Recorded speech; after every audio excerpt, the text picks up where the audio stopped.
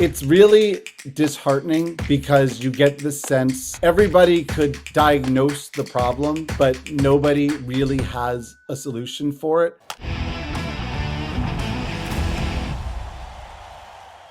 He writes for the Wall Street Journal, covering Major League Baseball. Jared Diamond joining us right now on FT. Jared, great to have you on here for the first time, man. How you doing? It's about time. I've been waiting for this invitation. Let's go. Did it take this long? I feel like we texted a couple times in the winter, but I'm glad we lined it up. I thought you just have the busy schedule and we had to get through your assistant and your manager and all your entourage finally to get to you, but we did it.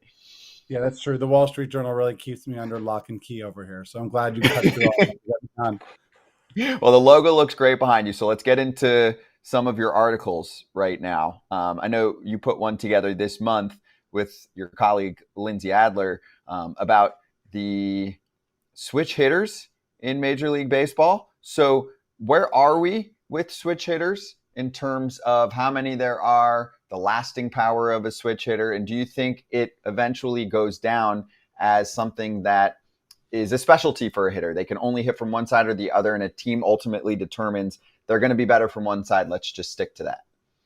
Yeah, so I became interested in this topic because earlier, especially early in the season, a big story here in New York was Francisco Lindor, who was really struggling from the left side of the plate, hitting a little better from the right side, which is the big problem because you take, 80% of your at-bats from the left side. And the Mets have many bigger problems on their hands right now than this one guy. But it was sort of a big story early on. So I started thinking about, well, what happened to all these great switch hitters? And when we were growing up, you had guys like you had Chipper Jones, you had Eddie Murray, you had a little later Carlos Beltran, Mark Teixeira, big slugging switch hitters who hit for power and average from both sides of the plate. And those guys are mostly gone, or at least that's what it seemed to me. And it turns out the numbers backed it up. The number of switch hitters in general in baseball has declined dramatically. This year, they're currently on a pace for fewer than 10% of all plate appearances to be taken by switch hitters. That hasn't happened in about 50 years.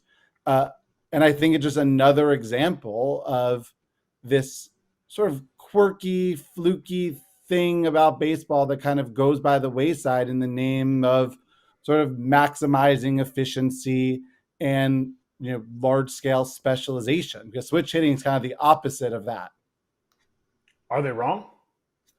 Are they wrong in taking it away, or is it something that, I don't want the extra runner on second base and extra innings? Like, it's an old school thought to, butt up against new school thinking. So I talked to a lot of people about that. Is it just better to have guys hit from one side? And clearly in some cases, I think that's the case. And we've seen some players in recent years give up switch hitting and go on to have success. Cedric Mullins being a great example, who really emerged as the player he is after he gave up switch hitting. But really the issue is starting way lower in sort of the baseball food chain, all the way down to like youth ball, right? Guys like Chipper Jones, for example, and I've talked to Chipper about this, we're taught they switch hit at a young age. And the idea was, this is very valuable and you're going to do it your whole life, even if you struggle at it at times, because it really doesn't matter what you do when you're 12 years old necessarily. But nowadays, the youth travel baseball scene is what it is. These youth coaches are so focused on winning, that even if you show sort of a talent for switch hitting, they won't really even let you pursue it, because they're like, hey, you're pretty good hitting right-handed and we need to go win our 11 and under perfect game tournament or whatever it is. And they never even get the chance to develop it. And really what switch hitting takes is a commitment to keep doing it and doing it your whole life, way before you get into pro ball. My son switch hits. He's 17 years old. He decided to do it on his own, and he has to take half his swings from the right side and half his swings from the left side in batting practice every day. But he gets to face 3-4 lefties a year during a high school season. So,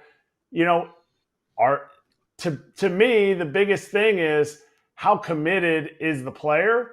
But then, is that a value that schools see, that teams see? And if the teams don't see that value, why should players continue, especially big league teams don't see that value? Why should players continue to do it? Right. We're in such a world now where platoons are sort of just part of the baseball vocabulary. So many guys learned to switch hip because desire was to play every day, play 162 games, never be taken out of the lineup because there's a left-handed pitcher pitching. And how many, great lefty hitters have we seen who take their days off against lefty pitchers? They don't hit well against lefties. So a lot of switch hitters say, hey, that's why I wanted to do it. But nowadays, that is not nearly as much of a value as it used to be to teams, not necessarily to players. I'm sure players still want to be out there every day. But this idea of like, hey, we're going to have platoons and we're going to always be seeking these, even small platoon advantages so ingrained in the game that I think you're right. I don't think that teams see the value in it the way they once did. And certainly at the younger levels, because there's so few lefties that you're going to see in high school, maybe a few more in college. You don't really start seeing regular lefties until you get much higher up in your career. It's true. I agreed. Listen, I was a left-handed hitter. Switch hitting would have been an advantage because you don't hit right. As a lefty, everyone, as soon as you get to the big leagues, like, hey, you can't hit lefties. Even though I hit lefties my whole life, but as soon as you get to the major leagues, hey, nobody can hit lefties. So a strange one. But my question is on the catcher's interference. Yeah, catcher's interference. That's the one. That's the one that I wanted to talk about. You wrote about it. You wrote about how it, the numbers are astronomical. We're on pace for 140 catcher interferences this year. Yeah, it's a good audience for this story with two catchers in the panel. Yeah, this blew my mind. This one really blew my mind. I could not believe what's happening. And obviously the Wilson Contreras injury was sort of the impetus to that one, because you see those clips and you see Contreras, setting up basically like in JD Martinez's butt, essentially, and gets hit in the forearm. I mean, never seen that. Even catcher's interference, usually like you see a guy getting his glove nicked, not a whole forearm being slammed by a bat. So, I started looking into catcher's interference and how much more prevalent really is it than it once was? And the answer is an insanely amount more prevalent. For most of baseball history, and I was able to get data from this going back 50 years. I couldn't get data from that before. I don't think they kept track of these things before that. You would see in a whole season, maybe a couple dozen catcher interference calls across all of baseball. Some years, maybe you'd see 25, 26, some years 18, 19, all year long, probably 24, probably about the average. This year, there's already been like 35. We're on pace for 140, like you said. And for the last 10 years, it's just been a straight line up, really starting in 2015, where it went to like 30 something, then 40, 50. Last year, they were somewhere around 95 catcher interference calls. This used to be like this weird quirk in the rule book, and suddenly we're seeing it like every night. Where's the break-even point, do you think? Did you look while you're doing this? Because the reason they're doing it is because they want to catch the low strike, so they're getting closer to the hitter, closer to home plate, which allows them to receive that pitch before it drops, based on it being a curveball, based on just the fact that gravity makes every ball go down. But where's that break-even point? When are we going to hit okay, that's a little too many errors for our catchers? Well, I think Wilson Contreras' broken left forearm should be a wake-up call, right? I mean, look, catcher's interference is one thing you could say. This is the fluke. This, even what we say, they're on pace for 140 or whatever. That's still fewer than one per team all season, right? So I understand saying catcher's interference. It's a fluke. It's weird. Oh, we give up this one free base. The catcher gets an error. But the injuries that I think has to be the tipping point. When you're really getting to a place where you're putting your catchers at risk. These guys are incredibly valuable. Wilson Contreras has been like the Cardinals' best player like all year. Now they're not going to have him for 3 months or whatever it is. And it's not just the kind of injuries that Contreras experienced. It's, you're a little bit closer on every foul tip. You're a little bit closer on everything. And you worry about, concussions. We talked to Travis d'Arnaud for our story, who said, I don't do this. I do not get closer. I've had 4 concussions in my career. I don't need to be 6 inches closer. I'd rather give up those strikes than risk, getting another foul ball to the face. But that's Travis d'Arnaud. He's been in the league. He's 35 years old, been doing this 13 years. He's one of the best, most established catchers in baseball. Younger guys don't really have that luxury necessarily. And you wonder, all right, does someone go, we can't keep getting these guys hurt? Or is it going to take, one of two things happening? One, of course, is do we go to a robot strike zone, which basically negates the need to do this because pitch framing becomes a lot basically irrelevant if you're going to a full robot strike zone and a lot less valuable if you have a challenge system. Or does Major League Baseball step in and say, we're going to draw a catcher's box and we're going to enforce you being in it? I talked to Major League Baseball about that. It was made clear to me, the people I talked to, that's sort of a last resort. They don't want to have to legislate things. They want sort of players and teams to work it out on their own, self-police essentially. But teams have made it clear to this point that they want their catchers as close to the batter as humanly possible, and they're willing to accept whatever risks come with that. All right, so I just got to comment on this. Catcher's box, there's already one, right? Catcher has to stay within the 2 lines of the batter's box. But you move according to the hitter. You're supposed to, at least. You're supposed to move according to the hitter. The problem is teams that keep telling them, we need to steal that one low strike, so get up there farther, right? Get up there farther. And the Cardinals had one last night. Pages got one last night. He damn near got his arm broke too. Mm-hmm. Somebody whacked the crap out of Pages last night, the Cardinals catcher. I mean, I know catchers' interferences are way up, but it's because the teams keep telling him, and I love what d'Arnaud said. He's like, screw you guys. If I don't get one extra pitch, but I also don't get domed and have another concussion, he's like, it's worth it to me, and I agree. Mm-hmm. Yeah, look, I totally understand. I get why d'Arnaud would say that. I get why any catcher would say that, honestly. Because, look, I understand that how important those strikes are. I'm not naive to that. You can see it in the numbers, right? Counts that start 1-0 versus 0-1. It's a big difference. Like, I'm not saying it's not, and I realize that in baseball today, we're all about trying to get every minute advantage that we can. But at some point, common sense needs to prevail. Like, it's dangerous enough back there. Like, you guys could easily attest to that. Like, you're already taking a risk just by putting on those pads and squatting back there and like being back there 130 nights a year or whatever it is. To now say we're also want you to be scooching up, and like teams are proud of it. There's no question they view this as this great innovation. Like, hey, we're stealing these low strikes. Maybe at the end of the day, whether there's a robot umpire or not, maybe these umpires shouldn't be so easily fooled by all the framing you guys are doing. It's really solved that problem, wouldn't it? He's calling you guys out. Yes. You strike stealers. We're liars. Really calling out the umpires. Yeah, it's more of the umpires. Kyle? They're the ones that I just never understood how they could get fooled by a guy that catches the ball on the ground and goes. They're like, take it from down here, and they're like, oh, that should have been a strike. Like, to me, Kratz, that's the thing. Like, when I was, it was granted, it was a longer time ago, but the umpires were like as quiet as you can be if they hit your glove. But now, because of the little boxy thing and the little, the fear of the robot umpires, they're all like, every catcher's like, it can be 3 feet outside. They're like, strike. And they're like, how did I not get that called? You're like, dude, that ball's 2 feet off the plate. You do see some pretty bad frame dodge. But look, the guys who do it well, they do it great. When you do it well, I suppose that you don't see it on TV because it's so subtle and it's such a small movement. Jonah Heim, Kyle Higashioka. I don't hate it. I think there's a value to it, but I don't think it's the way it's done. It's taught by people who didn't do it, and people who did do it are learning from people who didn't do it to teach it that way. And there's a success to it. But there's keys to it. Kyle Higashioka said, backing up what you said, he goes, I feel like I'm lying to the umpire every time I move the ball. He's pure at heart. He doesn't want to be a liar. Such a nice guy.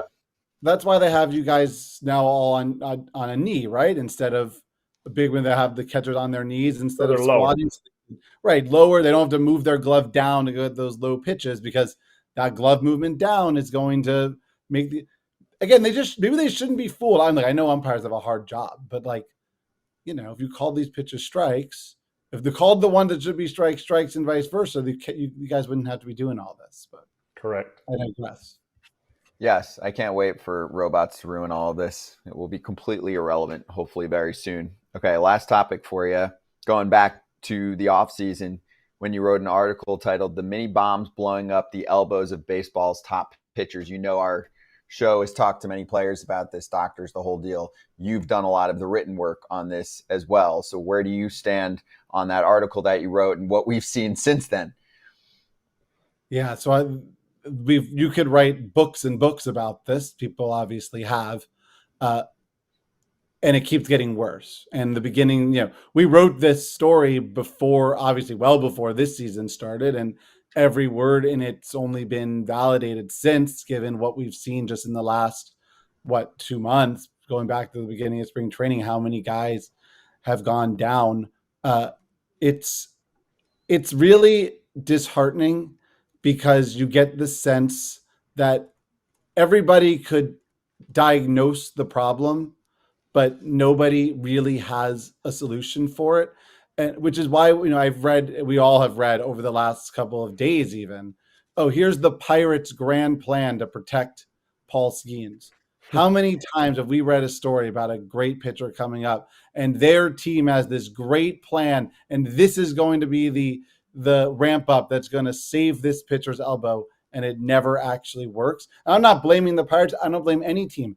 Nobody has an answer, and no one really wants to acknowledge what unfortunately might be the actual answer, which is it's not really avoidable as long as guys are throwing as hard as they do, throwing with as much force they do with their breaking pitches. One of the things from talking to some of these doctors, they've made it clear that we talked to one doctor who said that he could look at an MRI of an elbow and immediately know if that pitcher throws a sweeper, because their scans just look so horrific compared to any other pitcher.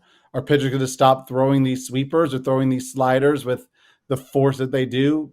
No, they're not going to, because that's what you need to get to the big league, to get guys out. So you're running into this problem of you need to do these things to get you to the major leagues and be successful. Yes, it's going to destroy your elbow. And teams are basically well, we want to protect you, but there's also 10,000 other 100-mile-an-hour flamethrowers below you. And if we have to sort of find the next one and it becomes this war of attrition, that's what we'll do.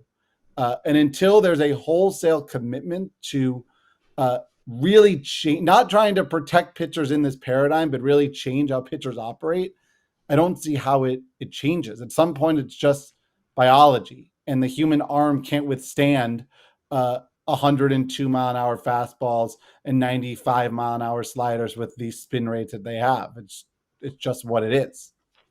Will there be an organization that bans a sweeper? Will there be an organization that bans guys from throwing under 100 pitches? Hey, you have to throw more than 100 pitches. This is how we're going to strengthen your arm, because the way we're doing it now, Yuri Perez last year, hey, we're going to send you down to limit your innings and all that stuff, Tommy John surgery. Hey, we're going to limit this inning, Tommy John surgery. Will there be an organization that takes the step that's the path least taken and say, you can't throw this pitch. We don't want you to get hurt. You have to throw more. We want you to stay healthy. Not without some sort of intervention incentivizing it, right? There needs to no hurt pitchers. That's right. Incentive. No, you would think, but that doesn't seem to be enough, right? Because there's these stars that everyone's worried about, but we're talking about the rank and file pitchers. I think teams just view them as interchangeable. We'll just find the next guy that throws 99 and has an incredible slider. Of course, we're talking about Paul Skeens. We're talking about, these top guys. That's a different story. And of course, they're going to do everything they can to protect them. They're the exceptions. And not only we've done a good job protecting them either, but that's a whole other story. Look, how do we get to a place in baseball where starting pitchers going deeper into games is incentivized, and then therefore starting pitchers will go back to what they did for decades and decades, which is, conserve their stuff, go into these games with the mindset, I have to go 8 or 9 innings, so I'm going to have to maybe not go 100% from pitch number 1, which nowadays, as we all know, it's you're going to go at 100% as hard as you can every single pitch for as long as you possibly can, and don't worry, we'll just take you out because we have like 10 other pitchers waiting there in the bullpen. So look, do we have to shrink the number of pitchers teams would carry in their rosters even more? So you could only carry 8 pitchers on your roster, and so you don't have these big stable of relievers. Is that something you could do? Is there any sort of like tying starting pitcher to the DH concept that would incentivize starting pitchers going longer in games? Like I don't know. And I know there's always reluctance to sort of change rules when it comes to baseball. And I understand that. But look, baseball's officials have been on the record. And I think even baseball, general managers who are the ones who sort of have driven all these changes would tell you fans like starting pitchers. Fans like two great starting pitchers going deep into games and really sort of making those starting pitchers the main character of every night in baseball. That has not been the case in many, many years because of how the game has evolved. And I understand that. But if we sort of accept that fans like 2 horses duking it out for 7, 8, 9 innings, and it's better for pitchers' health, maybe it is something that should be considered. Like, I'm not the one that has to change the rules, and I know there's always backlash, and I don't even know what the change would be. But I don't think we should be dismissing this out of hand, because it both will protect pitchers, which is good, and perhaps continues to bring baseball back to a style of play that I do think people like. I'm not trying to be like an old stick in the mud and be nostalgic for the old days. Like, baseball in many, many ways is better today than it's ever been. But I don't think it's a stretch to say, like, hey, I really like Justin Verlander and Max Scherzer like going at it, and not like a parade of like 7 relievers or whatever it is, like getting me through this game, even if those relievers are individually spectacular and super effective and fun to watch. You're spot on. And I'm a new school thinker for the game, but it's marketing. We want to revolve our sport and our starters around names that we know and guys that have multiple pitches and go deep into games. It's just a better product to watch. I did listen to a pod this morning where they were saying, people just want to see like the best stuff. And I'm like, no, that's wrong. That is very wrong. I'd rather see the big names going deeper into games. They don't have to go 8 or 9, but going 3 or 4 is crap. So I'm with you. I hope we figure out a way to fix it. Jared, thanks for joining us, dude. Great to have you on. Don't be a stranger. Thanks, guys. Good catching up. Hey, everybody.